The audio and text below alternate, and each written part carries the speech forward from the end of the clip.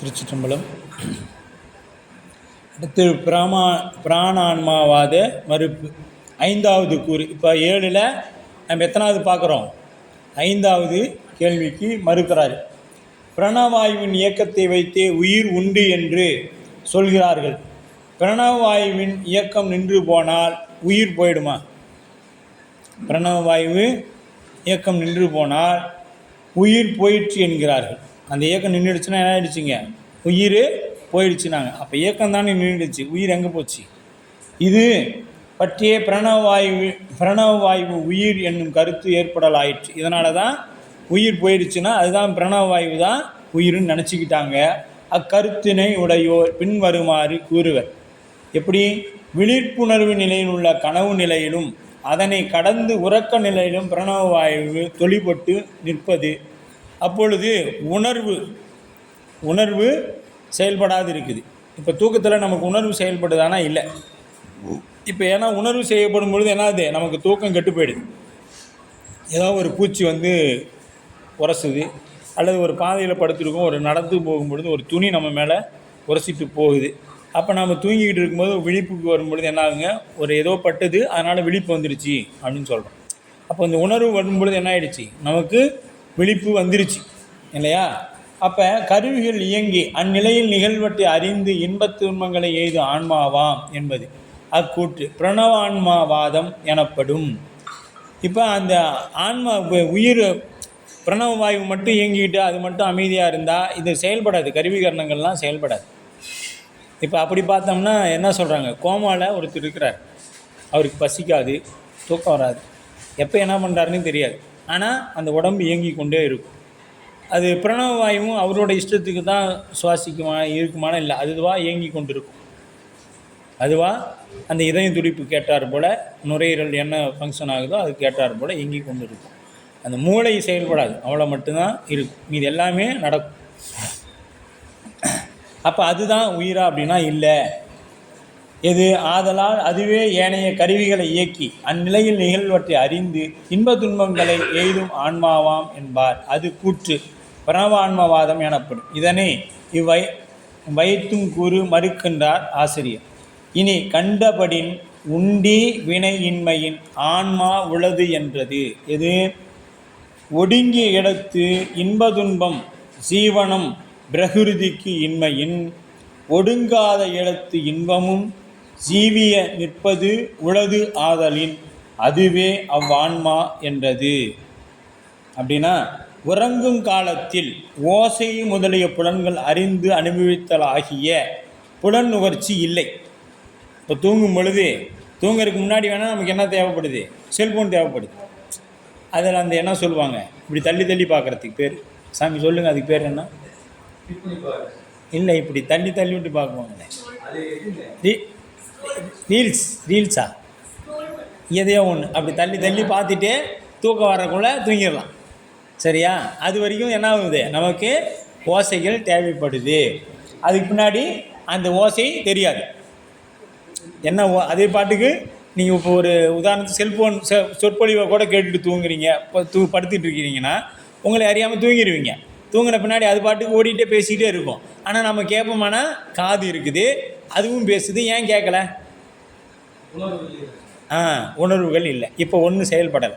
இப்போ பிராணவாயு இருக்குது, ஆனால் என்ன செயல்படலை? காது செயல்படலை.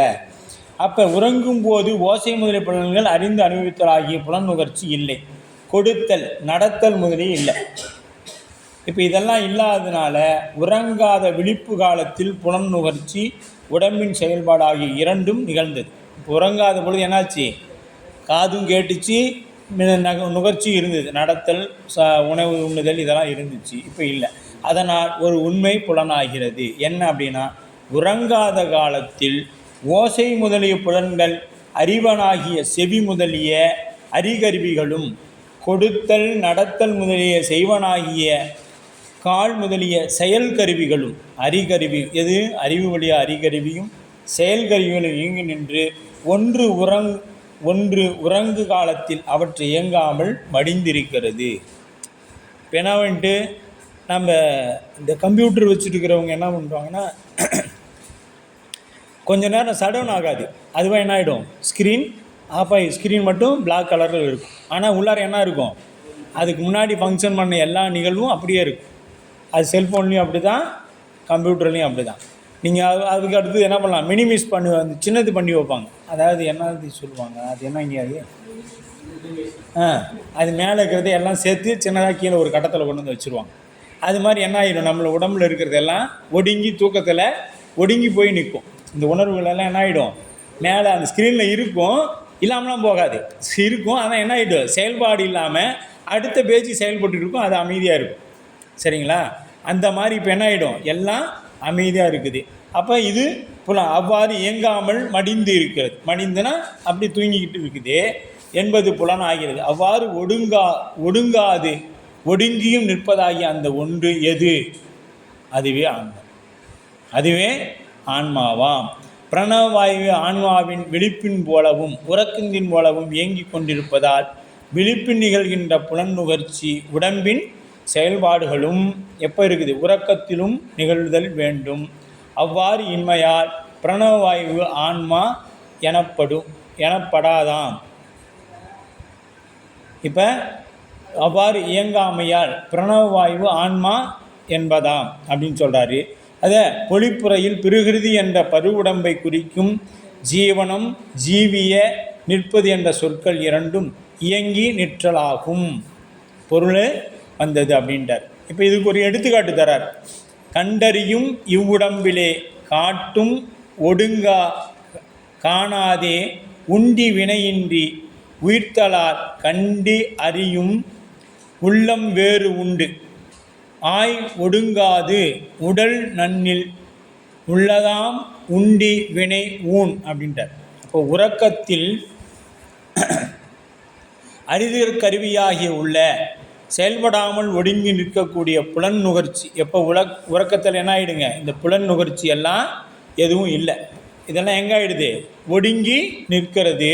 அவ்வாறு போக பிரணவ வாயு மட்டும் இயங்கி வண்ணம் இருக்கிறது. இப்போ என்ன வரும், மூச்சு காற்று மட்டும் மேலே கீழே போயிட்டு வந்துட்டு உறக்கத்தில். பிரணவ வாயு இருக்கவும் அக்கருவிகள் செயலற்று மடிதலால் அக்கருவிகளை செயல்படுத்துவது பிரணவ வாயு அன்று என்பது விளங்கும். இந்த கருவிகளை செயல்படுத்துறது பிரணவ வாயு இல்லை, அக்கருவிகளை செயல்படுத்துகின்ற வேறொன்று உள்ளது. அப்படி பிரணவ வாயு தான் அப்படின்னா இப்போ என்ன பண்ணணும், நமக்கு உணர்ச்சி இருக்கணும், கேட்டுக்கிட்டு இருக்கணும், இதெல்லாம் இல்லை அப்படின்னு தோணும். அது உறக்கத்தில் ஒடுங்குகின்றமையால் அக்கருவிகள் செயலற்று போயின என்பது புலனாகும். இப்போ தூங்கும் பொழுது என்ன ஆகிடுது, கண்ணு தெரியாமல் போயிடும். சில பேர் விளையாட்டு சாப்பிடுவாங்க, உனக்கு தூங்குக்குள்ளே கண்ணு தெரியாதுடா அப்படின்னு சொல்லிவிடுவாங்க. தூங்குக்குள்ளே கண்ணு தெரியாத போகட்டும் அப்படின்னு. இப்போ குழந்தைங்களாம் ரொம்ப அழுதுச்சுன்னா டே இப்படியே அழுதுகிட்டே இருந்தீங்கன்னா தூங்குக்குள்ளே உனக்கு கண்ணு தெரியாமல் போயிடும் சொல்லுவாங்க பெரியவங்க. தூங்குக்குள்ளே காது கேட்காமல் போயிடும் அப்படின்னு சொல்லுவாங்க. ஏன்னா தூங்கும் பொழுது என்னாது, இந்த பொறிகள் வேலை செய்யாது அப்படின்னு சொல்லுவாங்க. அப்போ அதுபோல் உறக்கத்தில் ஒடுங்கியமையால் அக்கருவிகள் செயலற்று போயின என்பதும் புலனாகும். அதுவே உயிராம். அவ்வுயிரில் ஒடுங்கிய நிலையினின்று மீண்டும் உடம்பில் பொருந்துமாயின் முன்பு போல புலன் நுகர்ச்சியும் கருவிகள் இயங்கும் உடம்பின்கண் எல்லாவற்றையும் கண்டு அறிதற்கு உரிய உயிர் அந்த பிரணவ வாயுவுக்கு வேறாய் உண்டு. இந்த உயிர் பிரணவ வாயுவுக்கு வேறாய் உண்டு, அதனை நீ அறிந்து உணர்வாயாக அப்படின்னு இந்த எடுத்துக்காட்டு என்பால் சொல்கிறார். எப்படின்னா, கண்டு அறியும் இவ்வுடலே அப்படிங்கிற, கண்டு அறியும் புறப்பொருள்களை கண்டறிந்து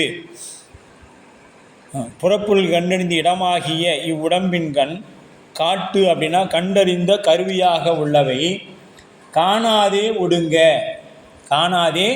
ஒடுங்க அப்படின்னா உறக்கத்தில் செயல்படாமல் ஒடுங்கி நிற்க. காணாதே ஒடுங்கன்னா உறக்கத்தில் செயல்பட ஒடுங்கி நிற்க. உண்டி வினை, அதனால் உடம்பின் புலன் நுகர்ச்சி யாதொரு இயக்கமும் இல்லாமல் இருக்க. புலன் நுகர்ச்சியே இல்லாமல் அப்படியே அது பாட்டுக்கு என்னாது கிடக்குது. இன்றி இல்லாமல் போக உயிர்த்தலால் பிரணவவாயு ஒழியாமல் இயங்குகிறது ஆதலால். இப்போ பிரணவவாயு என்னாகுது, இதெல்லாம் இல்லாமையே இயங்கி கொண்டுக்குது. பிரணவவாயு மட்டும் இயங்குதில்லை, காற்று போக வரத்தானே செய்யுது, இயங்காமல் நிற்கலை.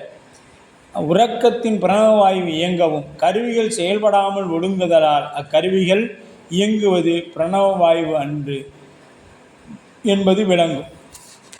கருவிகள் இயங்குவது பிரணவவாயுவால் இல்லை. பிரணவவாயுவால் தான் இந்த கருவி இயங்குதுன்னா என்ன இருக்கணும்? கண் விழிச்சு தான் இருக்கணும், காது கேட்டுக்கிட்டே இருக்கணும், வாய் பேசிக்கிட்டே இருந்துக்கணும், கால் நடந்துக்கிட்டே இருந்துக்கணும்.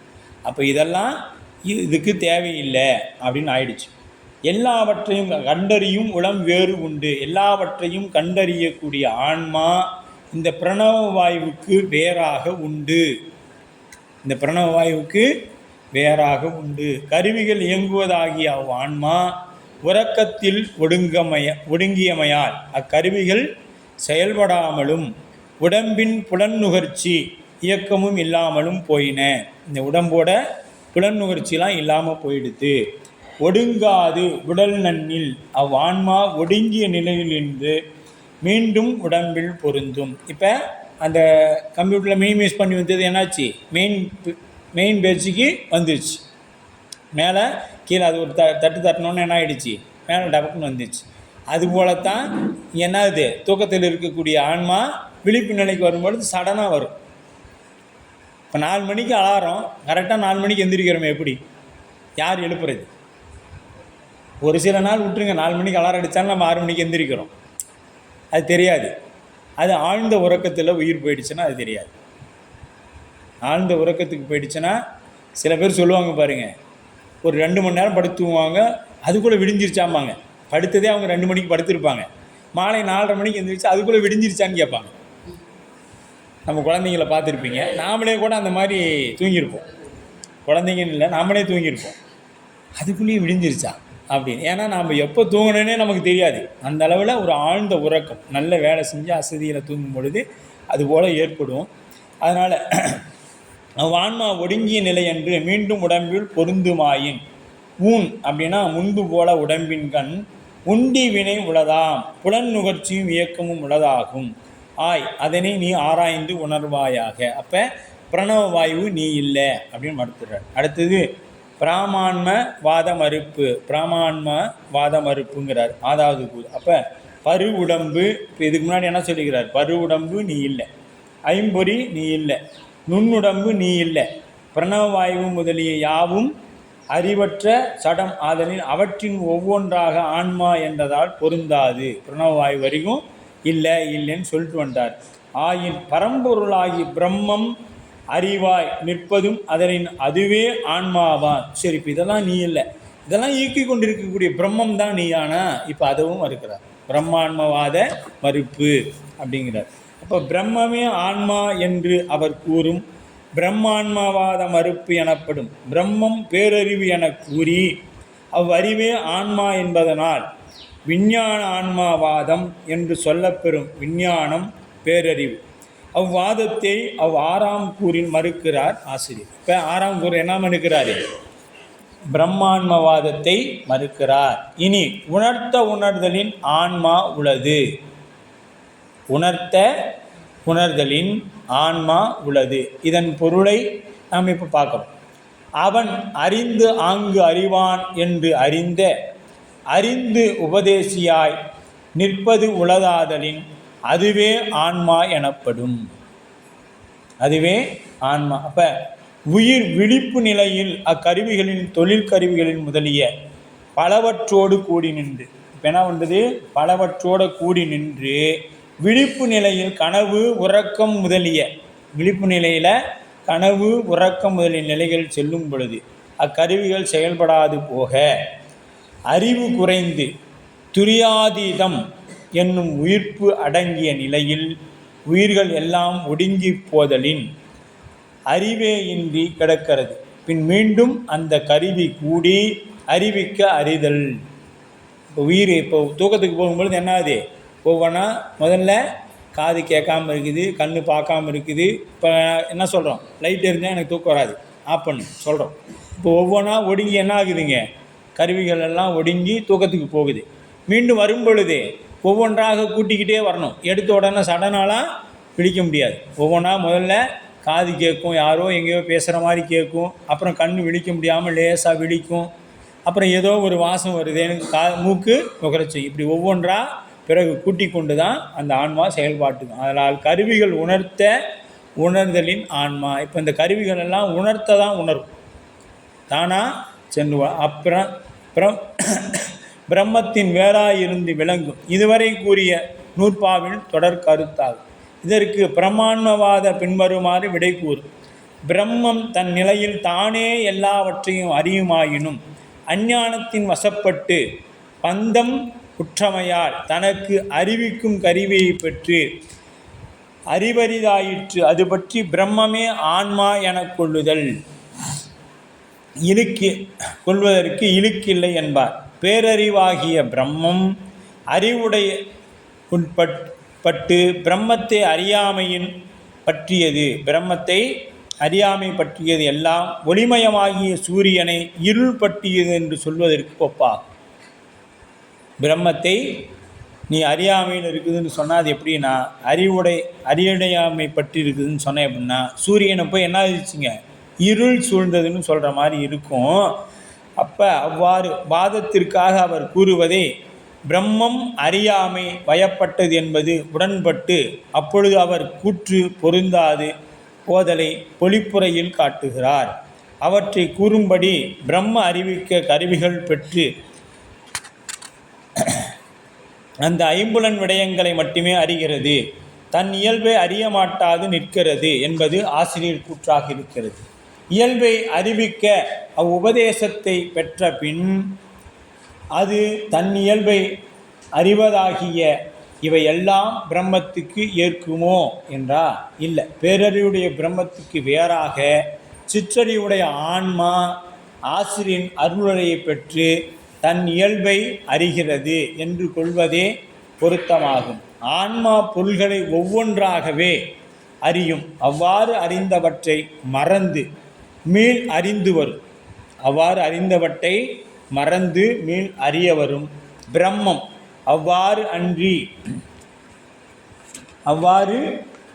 இவ்வாறு அன்றி உபதேசத்தை பெற்று தன் இயல்பை அறிவாகிய ஆன்ம பிரம்மத்துக்கு வேறாக உள்ளதாக சொல்லப்படும்.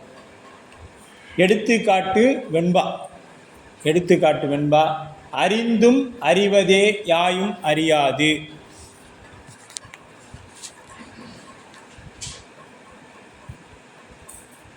அறிந்ததையும் விட்டு ஆங்கு அடங்கி அறிந்தது எது அறியும் அன்றாகும் மெய்கண்டான் ஒன்றின் அது தான் என்னும் அகம் அப்படிங்கிறார்.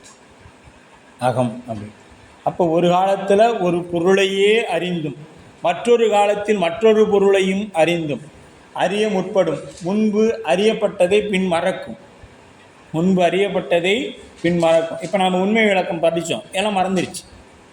திருவருட் பயன் படித்தோம், எல்லாம் மறந்துருச்சு. முதல் நூற்பா படித்தோம், மறந்துருச்சு. இப்போ காலையிலேருந்து 2ஆம் நூற்பாவும் 3ஆம் நூற்பாவும் போகிறோம்.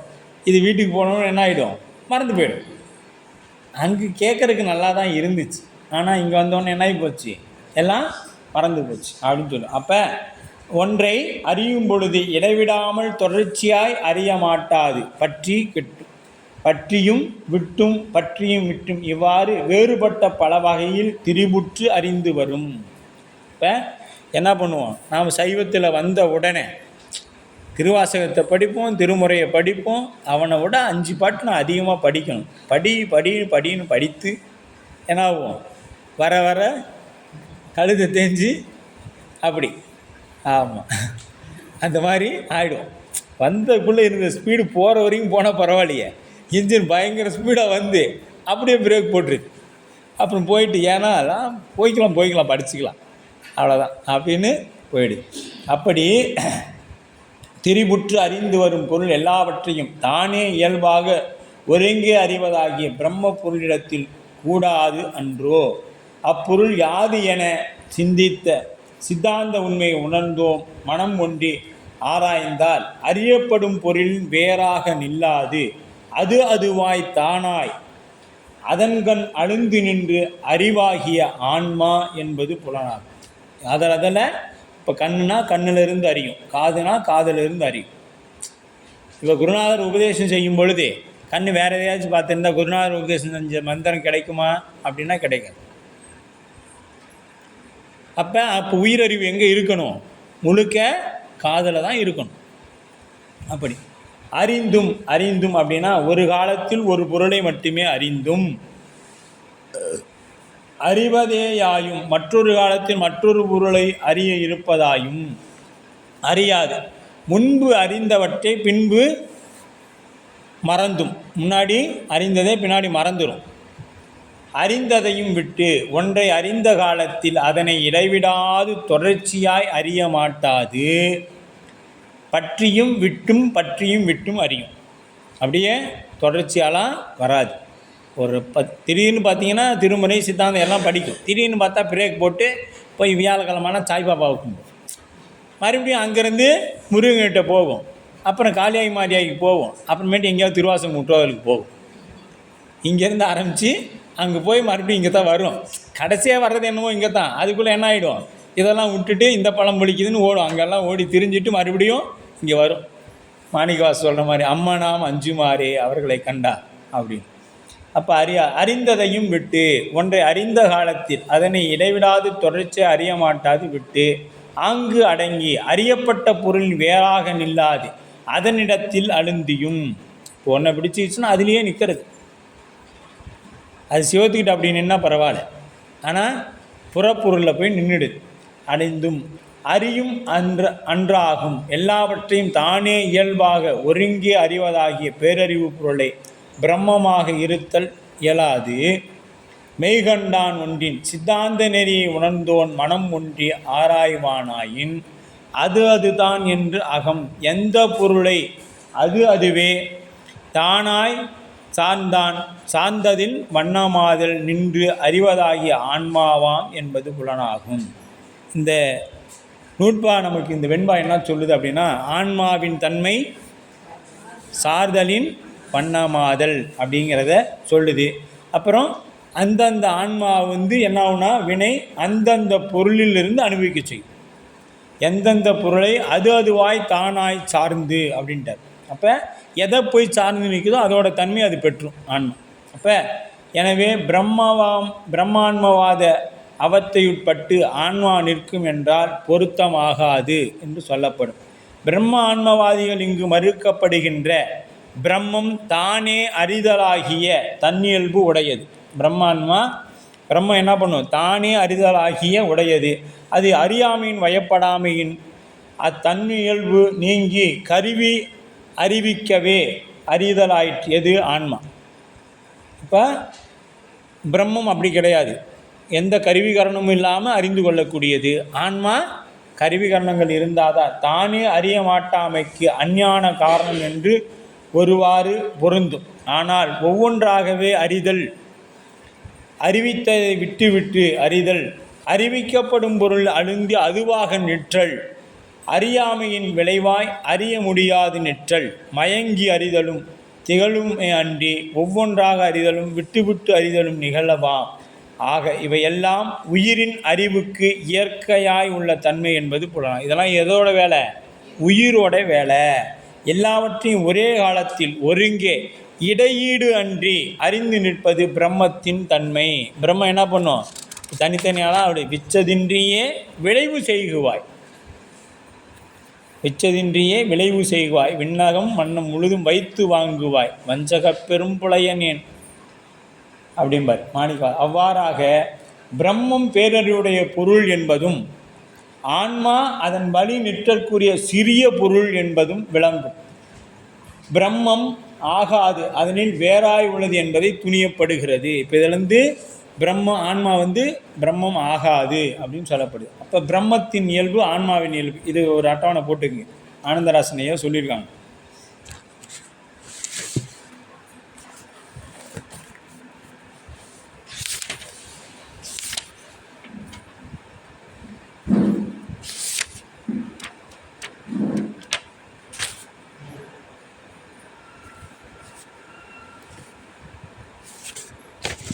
தானே பிரம்மத்தின் இயல்பு தானே அறிதல், ஆன்மாவின் இயல்பு அறிவித்தால் அறிதல், அறிவித்தால் அறிவது.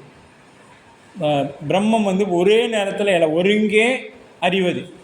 ஒரே நேரத்தில் எல்லாத்தையும் அறியக்கூடியது. ஆன்மா ஒவ்வொன்றாகவே அறியத்தன்மை உடையது. 3 பிரம்மம் இடைவிடாது அறிவது. ஆன்மா விட்டு விட்டு அறியக்கூடியது. அழுந்தாது அறிவது. எதனையும் போய் அழுந்து நிற்காது. பிரம்மம் என்ன பண்ணாது? எதுலேயும் அழுந்தி நிற்காது. அறிவு ஆன்மா ஒரு பொருளில் அழுந்தி நிற்கும். ஒன்றிலேயே அழுந்தி நிற்கும். அழுந்தி அறிவது.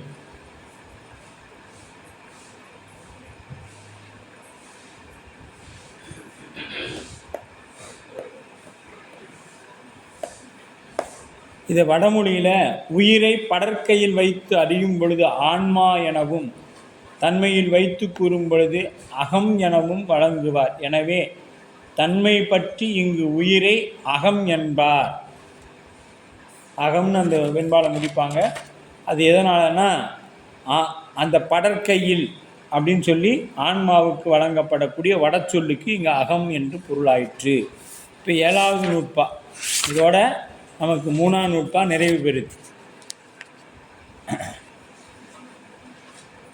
சமூக ஆன்மவாத மறுப்பு அப்படின்னு சொல்லப்படுது. சமூக ஆன்மவாத மறுப்பு அப்படின்னு 7ஆம் நூற்பா சொல்லப்படுது.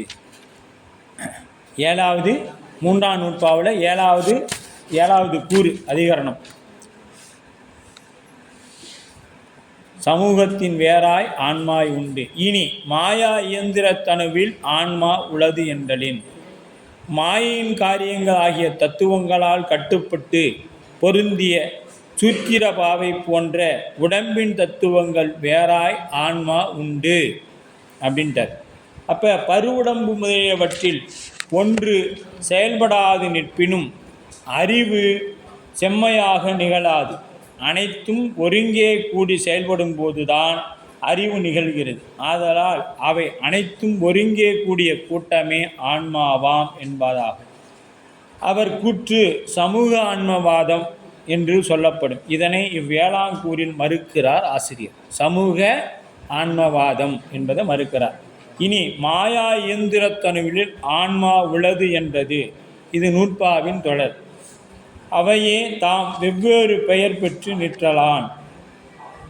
ஆன்ம இடமாகிய உடம்பை மாயா இயந்திர தனு எனும் அடைமொழி சேர்த்து கூறினார். உடம்பு ஒரு இயந்திரம் போன்றது. இந்த உடம்பு எப்படி பண்ணுறதுங்க? ஒரு இயந்திரம் போன்றது. எப்படி என்ஜினுக்கு சரியான நேரத்தில் ஆயிலோ தண்ணியோ ஊற்றலைன்னா அந்த இயந்திரம் பழுதுபட்டுருமோ, அதுபோல் உரிய நேரத்தில் உணவு கொடுத்து உரியதை இந்த உடம்பு கொடுக்கலாம், என்ன ஆகி போயிடும்? கெட்டு போயிடும். அப்போ பல உறுப்புகள் அமைந்திருப்பது போல மாயை என்னும் பொருளாய் ஆக்கப்பெற்ற இவ்வுடம்பு பல உறுப்புகள் பொருந்தி உள்ளது. உறுப்புகள் எல்லாம் நல்ல நிலையில் இருந்தால்தான் இயந்திரம் இயங்கும். அதனால தான் என்னை நன்றாக படைத்தன இறைவன் தன்னை நன்றாக தமிழ் செய்யுமாறே உடம்பை முன்னம் இழுக்கென்று இருந்தேன். திருமண உடம்பினை முன்னம் இழுக்கென்று இடந்தேன். உடம்பினுள்ளே ஒரு பொருள் கண்டேன். உடம்பினுக்குள்ளே உத்தமன் கோயில் கொண்டான் என்று உடம்பினை யான் இருந்து ஓம்புகின்றேனே. இந்த உடம்பு எதுக்கு வளர்க்கணும்? இந்த உயிர் இருக்குது, அந்த உயிருக்குள்ளே என்ன இருக்கிறான்? சிவம் இருக்குது அப்படின்னு தெரிந்து கொண்ட பிறகுதான் இந்த உடம்பை வளர்க்கவே. அதுக்கு முன்னாடி ஏன்னா இந்த உடம்பை இழிவு பற்றி பட்டினத்தாரும் திருமூலர்னு சொன்ன மாதிரி யாராலையுமே சொல்ல முடியாது. இந்த உடம்பு எப்படிப்பட்டது என்ன சொல்லுவேன்னா, உடம்பை அவ்வளோ மோசமாக சொல்லுவார் பட்டினத்தார். அதே உடம்பு இழிவு உடல் இழிவுன்னு திருமூலரும் பேசியிருப்பார்.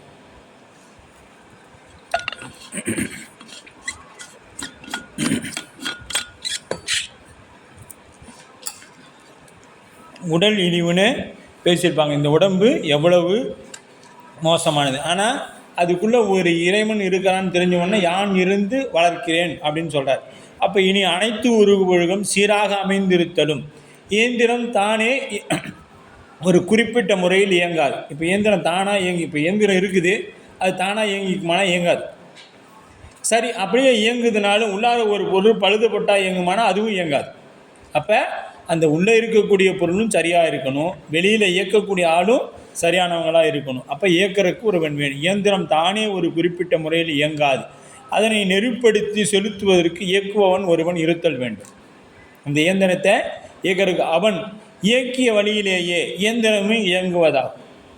அதுபோல உடம்பு தன்னை இயக்குவதாகிய உறுப்புகளின் தொகுதியே ஆன்மா என்றால் பொருந்தாது. அவற்றையெல்லாம் இயக்கி நிற்பதாகிய ஒன்றே ஆன்மாவாம் என ஓமையில் வைத்து குறிப்பிடுகின்றார். சமூகவாத ஆன்மவாதிகள் இதனை பின்வருமாறு மறுப்பார்கள். இயந்திரத்தை இயக்குபவன் ஒருவன் இருத்தல் காட்சியினாலே புலப்படுகிறது. உடம்பை இயக்குவதற்கு ஒன்று இருப்பது அவ்வாறு புலப்படவில்லையே அப்படின்னு ஒரு கேள்வி கேட்குறான். யார்? சமூக ஆன்மாவாதிகள். இப்போ இயந்திரத்தை இயக்கிறதுக்கு வெளியில் ஒருத்தர் இயக்கிறான், இந்த உடம்பை யார் இயக்குறாங்க? அவன் கண்ணுக்கு தெரியலையே அப்படின்னு சொல்லி கேட்குறாங்க. அப்போ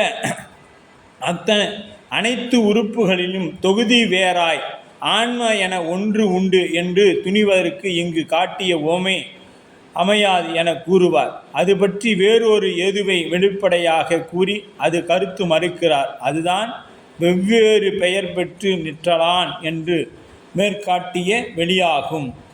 அதாவது இந்த உடம்பை அவற்றின் இப்போ வெளியிலேருந்து இயக்குறாங்கன்னா அந்த இயந்திரம் எல்லாம் ஒரே இதாக இருக்குது, அதனால் வெளியிலேருந்து ஒருத்தர் இயக்கிறத காமிக்கலாம். இது அப்படி கிடையாது.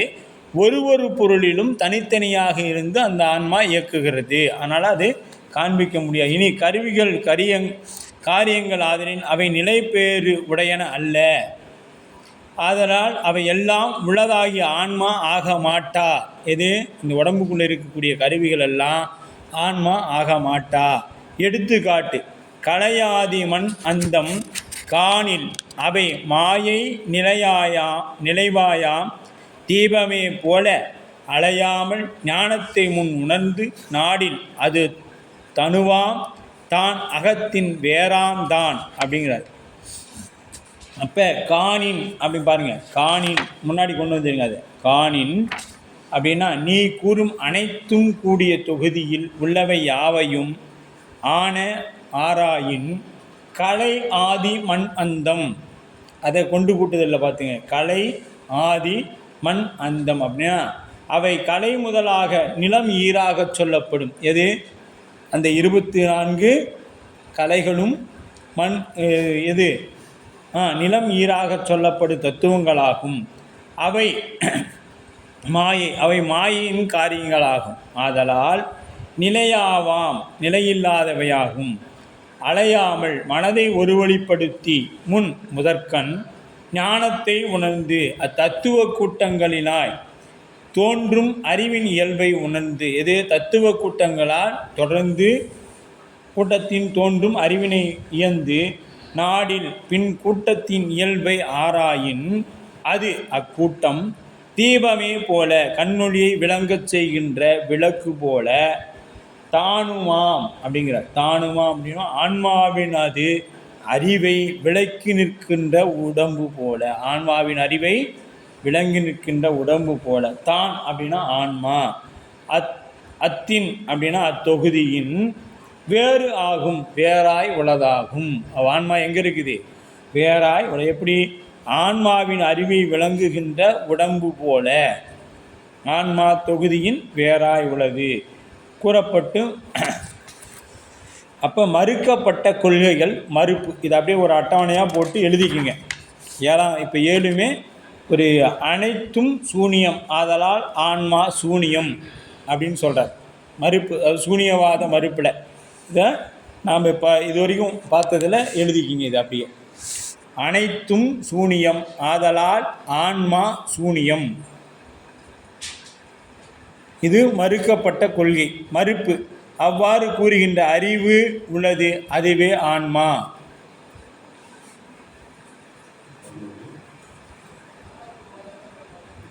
அறிவு உடம்பில் நிகழ்வதால் பரு உடம்பே ஆன்மா. மறுப்பு: பரு உடம்பை உடைமையாக கொண்டு எனது உடல் என்று கூறுகின்ற ஒன்று அதற்கு வேறாக உள்ளது, அதுவே ஆன்மா.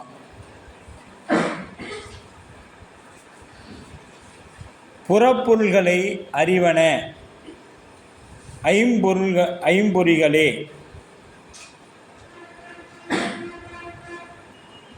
ஆதலின் அவையே ஆன்மா அப்படின்னு சொல்கிறத மறுக்கிறாங்க.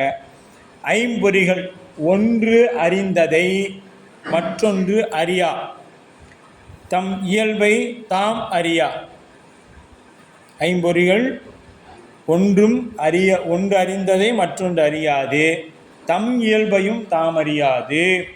அவ்வைந்தையும் கொண்டு ஐம்புலனையும் அறிவதாகிய வேறொன்று உளது, அதுவே ஆன்மா.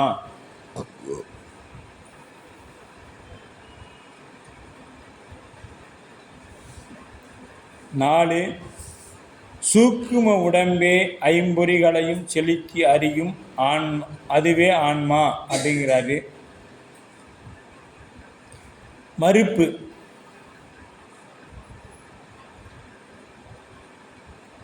சூக்கும உடம்பே ஆன்மாவாயின்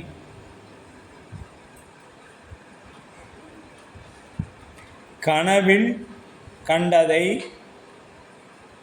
நனவிலும் தெளிவாக அறிதல் வேண்டும். அவ்வாறு இல்லை, ஆதலால் சூக்கும உடம்பு ஆன்மா அன்று.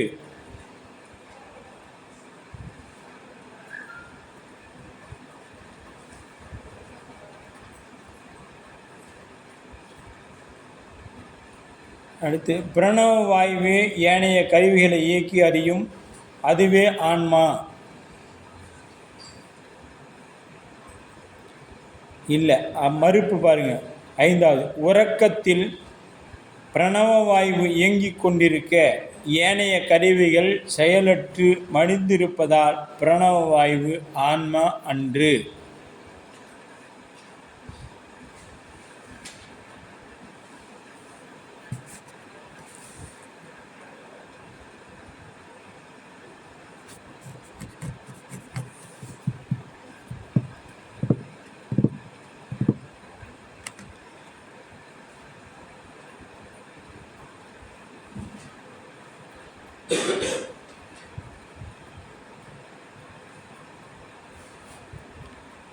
6. அறிவாய் நிற்பது பிரம்மமே.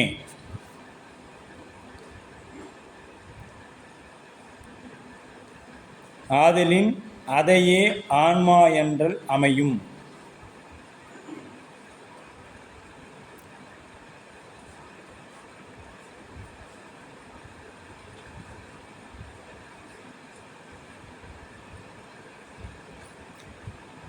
ஆறு மறுப்பு. கருவிகளின் துணையை கொண்டு அறிதலும் ஆசிரியனது அறிவை பெற்றே தன் இயல்பை அறிதலும் ஒவ்வொன்றாய் அறிதலும்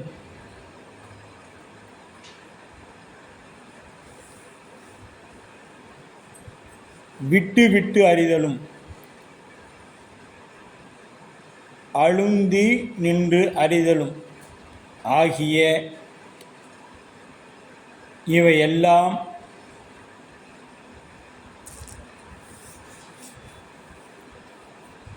பிரம்மத்திற்கு எழா. அவ்வாறு அறிகின்ற சிற்றறிவாகிய ஆன்மா வேறு உள்ளது. அனைத்து கருவிகளின் கூட்டமே ஆன்மா. 7வது கூறு.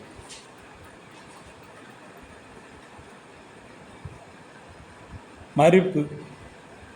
அக்கூட்டம் உடம்பு என்றே பெயர் பெறும், ஆன்மா என்று பெயர் பெறாது.